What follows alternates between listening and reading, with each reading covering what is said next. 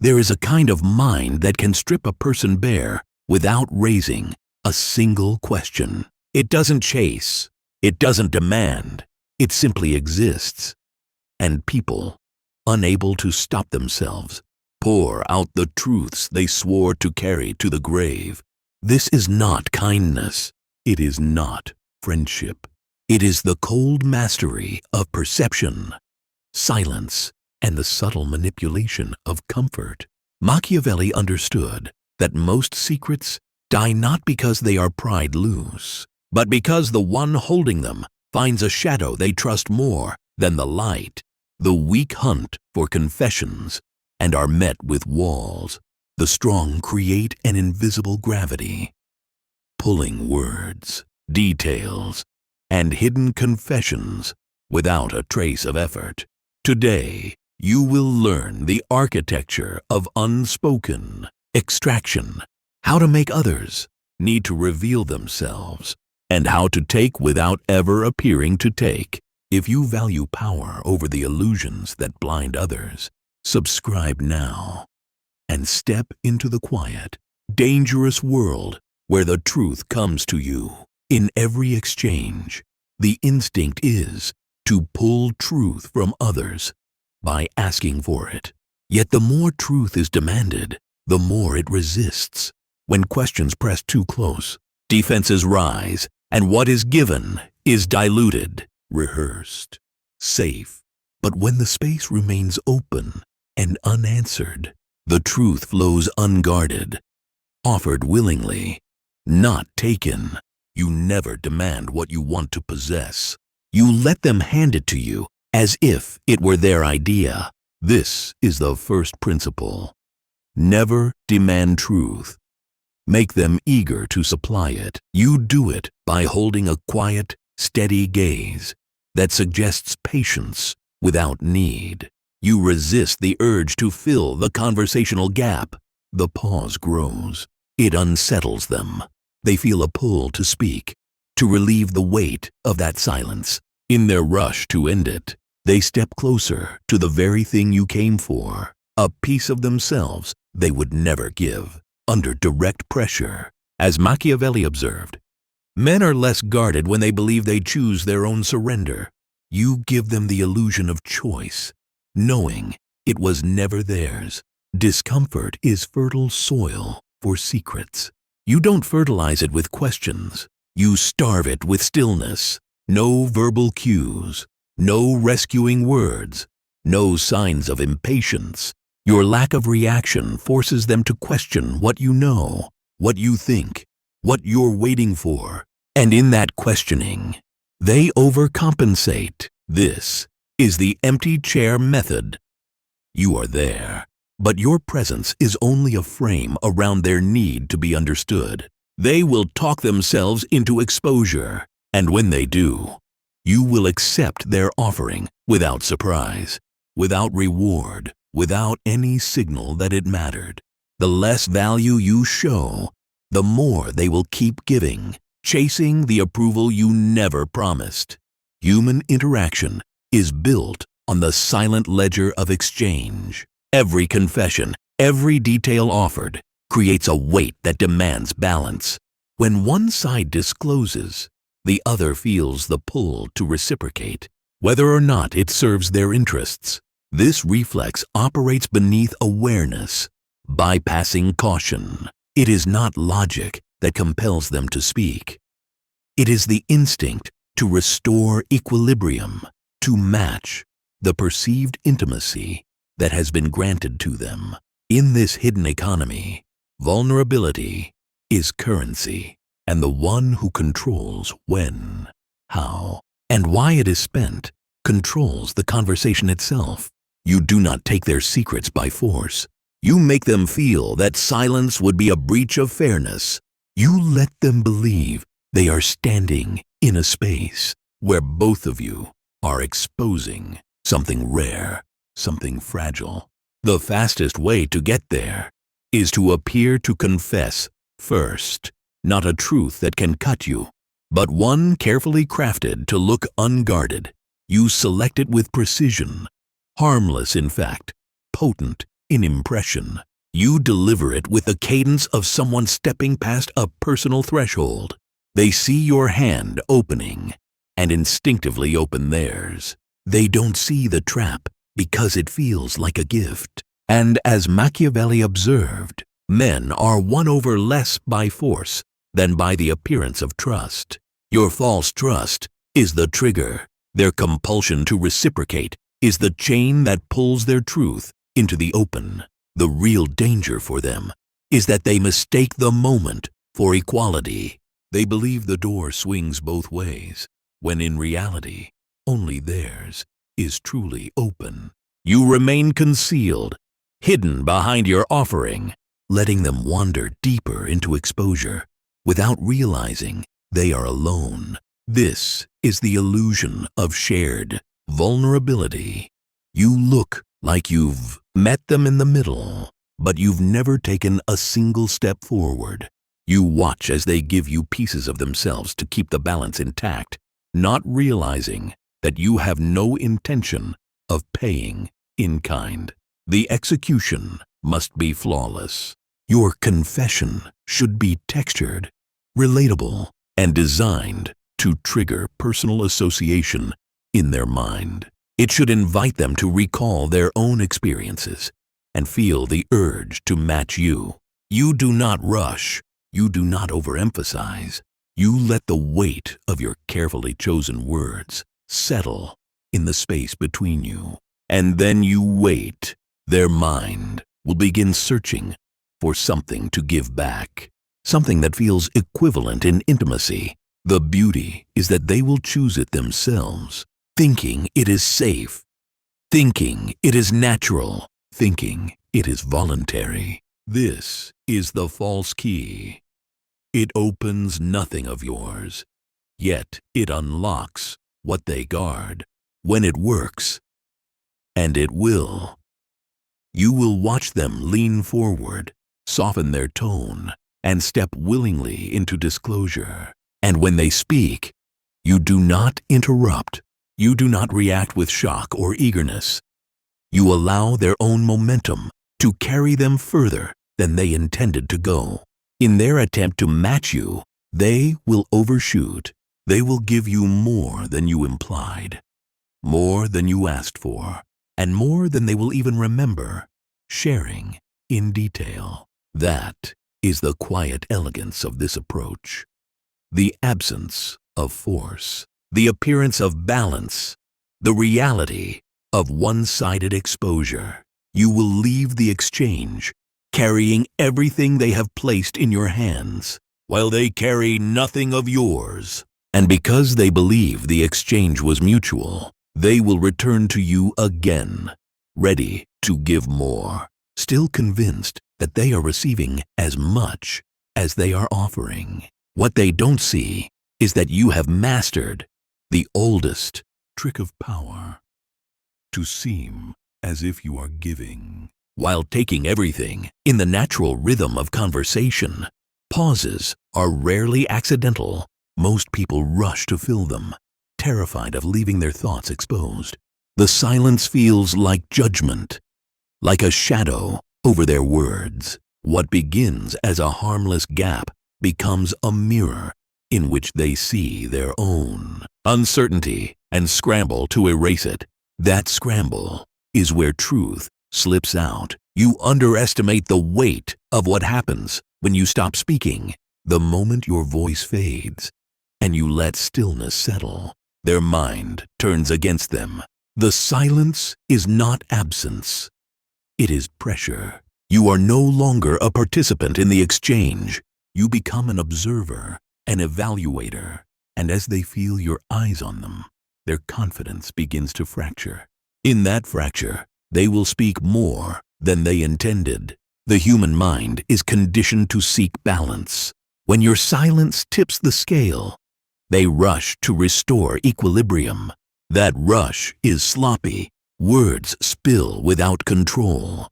Details emerge without calculation. The faster they try to repair the imbalance, the more transparent they become. Niccolò Machiavelli wrote that men are more ready to repay an injury than a benefit. And in this space, the injury they feel is the discomfort of your pause. They repay it by giving you more than you asked for, and you never had to ask. You hold their story like a thread between your fingers. Most people pull on it until it snaps. You let it dangle. This is the tactic of the hanging thread. They cannot stand the tension of a conversation left incomplete. They will try to tie it off for you, revealing pieces they had intended to keep hidden.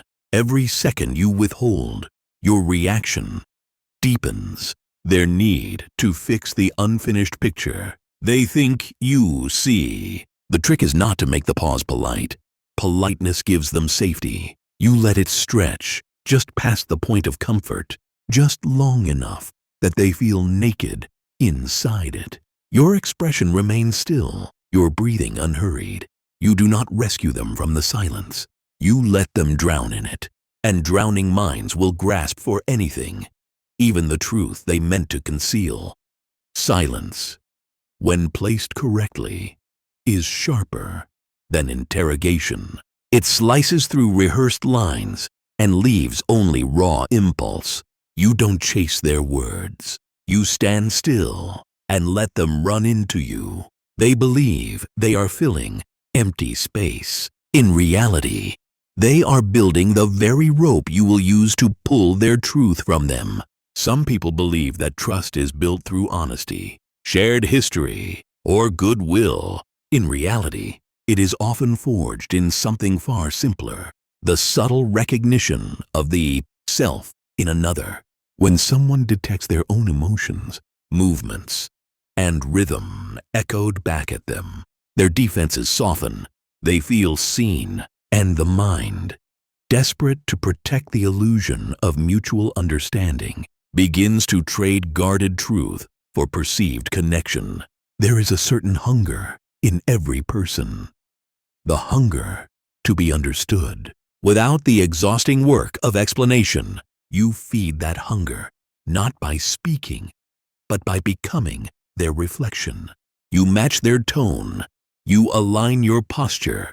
You let your breathing find the same pace as theirs. At first, they do not notice, but on a level beneath conscious thought, they register a sameness, a silent message. You and I are alike. This is the first fracture in their guard. You do not need them to trust your words. You need them to trust the mirror you hold up. They will test it at first, throwing out pieces of themselves.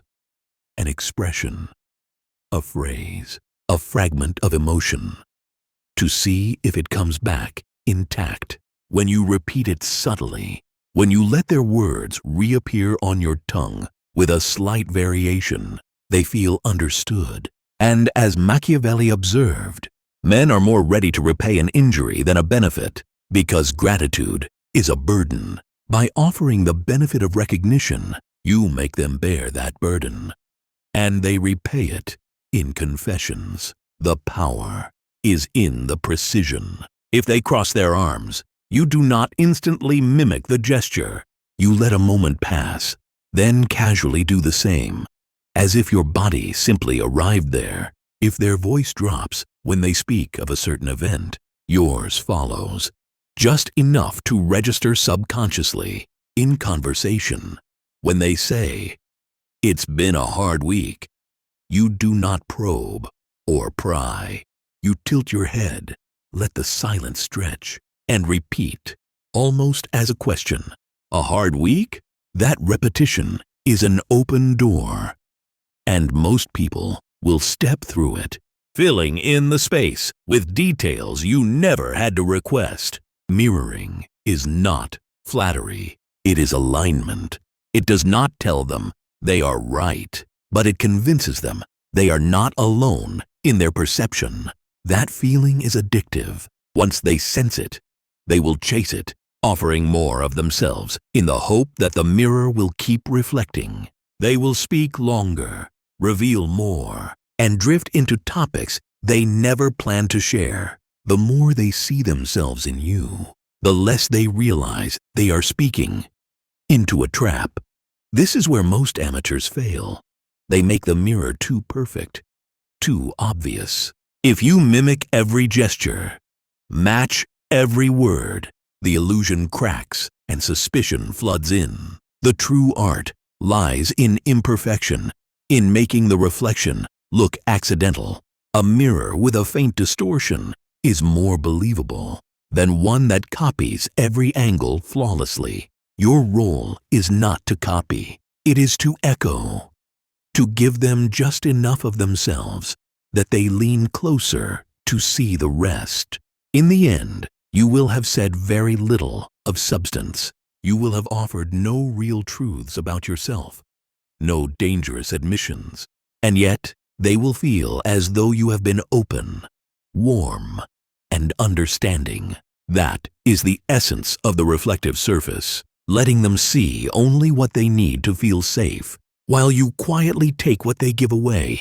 The tactic is simple.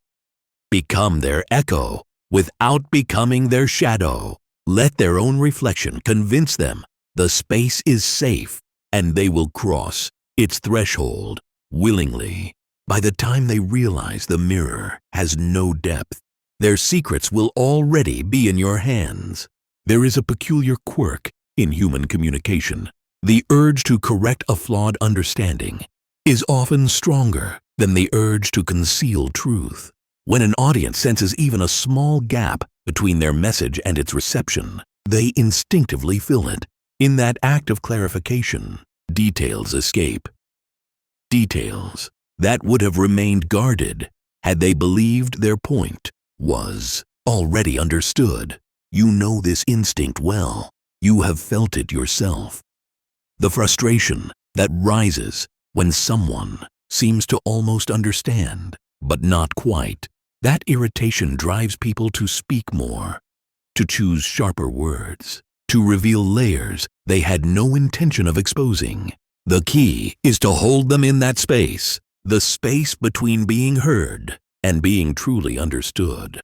It is here that secrets loosen. You do not play the fool. You play the incomplete listener.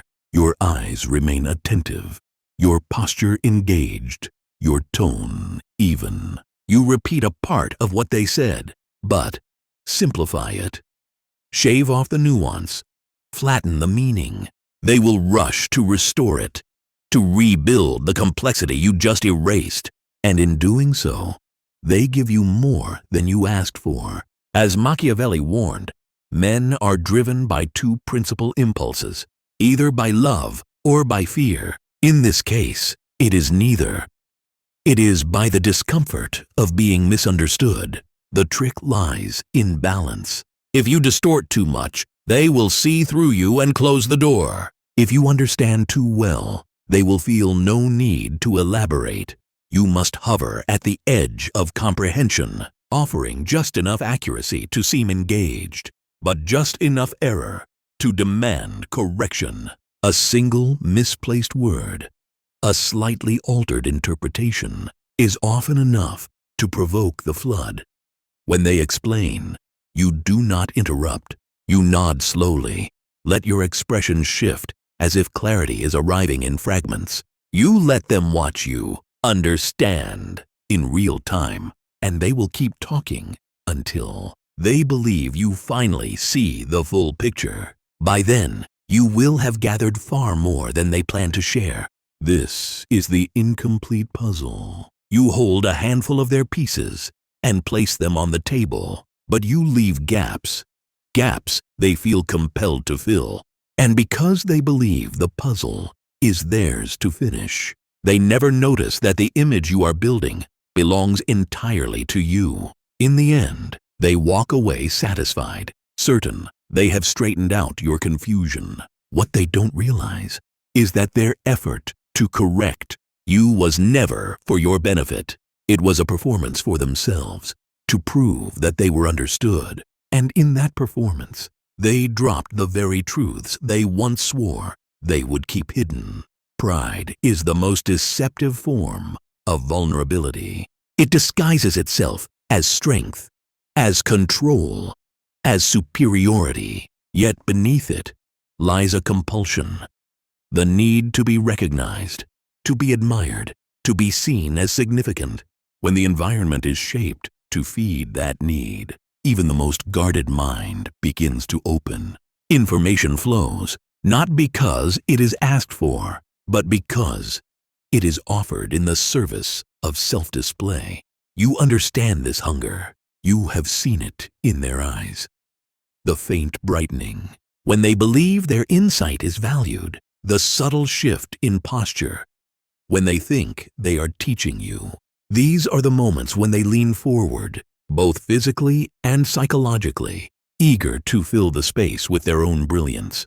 The more they believe they are educating, guiding, or impressing you, the more careless they become with what they reveal. You do not flatter with empty praise. You flatter with architecture. You construct the frame in which they will place themselves as the authority. A well-placed observation.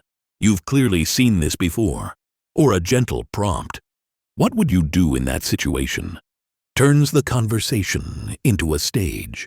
They step onto it willingly, unaware that their performance is giving you more than applause. As Machiavelli observed, the desire to be esteemed is universal. The wise exploit it. The foolish are ruled by it. You make that desire your instrument. The key is in the steering. You guide the performance toward the territory you want explored. If you want to know about their alliances, you ask them to explain what makes a good ally. If you want their history, you request their expert opinion on a problem you already know they've faced. They will dress their answers in authority, but the fabric is woven from personal experience. Experience that leaves fingerprints. You keep your own presence minimal but attentive. Your eyes remain fixed, your responses brief but affirming. You give them nothing to resist and everything to enjoy. The sensation of dominance, the illusion of control, and as they bask in it, they will reach deeper into their memory, their reasoning, their justifications, pulling out pieces they might never offer under direct questioning. The danger for them lies in the fact that ego is insatiable. Once fed, it craves more. A single nod, a small acknowledgement of their intelligence can draw out another story, another example, another layer. They do not realize they are stripping themselves down, revealing patterns and motives under the guise of authority. They believe they are building their image. You know they are exposing their core. This is the throne strategy. You hand them the seat, the crown, and the illusion that they are in command. In reality, the throne is yours. You simply allow them to sit in it long enough to speak freely. When they have finished, you walk away with more than they intended to give, and they leave, thinking they have won your respect. That is the cleanest kind of extraction, the one in which the target believes they were the one in control all along. A secret loses its weight when it meets silence, not the silence of ignorance, but the silence of absence. An absence of reaction, of visible judgment, of any sign that the information mattered. This is where most fail. They betray their interest too soon. The shift in their tone, the flicker in their eyes, the sudden precision in their questions, all of it signals that the words have landed where they were not meant to. And the moment someone senses their secret has value, they begin to pull away. You must resist that impulse. When the confession comes, it is not the moment to tighten your grip. It is the moment to loosen it. You let the words pass through you as if they are nothing. Your expression stays level, your posture unchanged, your voice steady. Inside, you may recognize the power of what you've been given, but on the surface, you are the still water that swallows the stone without a ripple. This is the first layer of the unmarked vault, a place where things disappear without trace. The effect is disarming. When you show no visible interest, they believe their disclosure has landed in safe hands.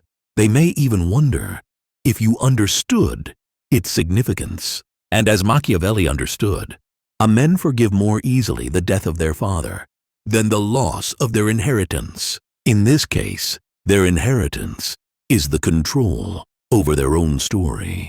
Control they now think they still have because you've given no sign you've taken it. You leave them lighter, not exposed, not cornered, but relieved. The absence of reaction becomes its own form of trust.